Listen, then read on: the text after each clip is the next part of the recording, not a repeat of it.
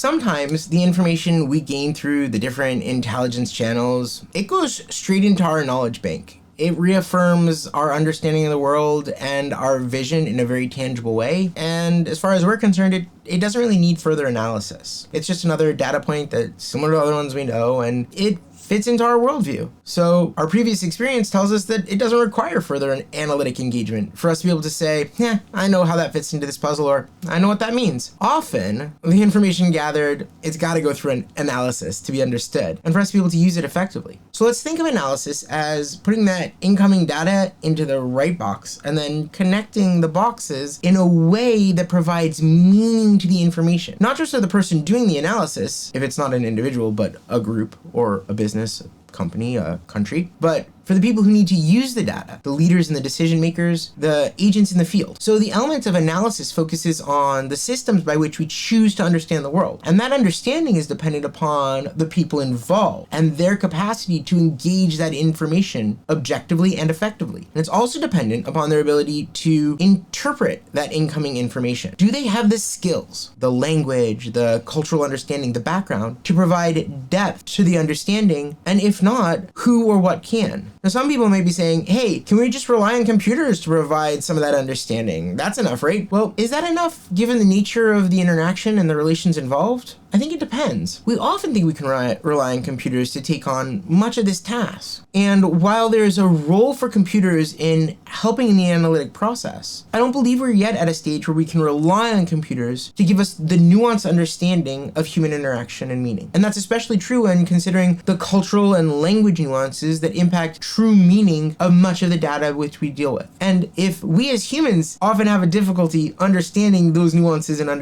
that underlying meaning, can we rightfully assume that the computers can do so? That's an interesting question for another time, and AI probably has a lot to say about that. But in relation to strategy, the human factor, that analytic gut which we have, is still of great importance for our capacity for understanding and our ability to translate that understanding into usable information for decision makers. I think that's particularly true when we talk about the cultural and language nuances that impact true meaning. Now, interestingly, if we look at events like Pearl Harbor, we know that the US had the intelligence needed before the attack, but they didn't understand it because of cultural and other differences. So it's not enough to have the information or to be able to break the code. It's the capacity to understand the meaning and to connect the dots between the different pieces that makes the analytic element so crucial. And it requires those undertaking that analytic process to provide their understanding in a manner that we can comprehend. But what does it do for us, this analysis? Well, analysis provides us an understanding of the world as it is now and gives us the ability to perhaps discuss what the world should look like in the future.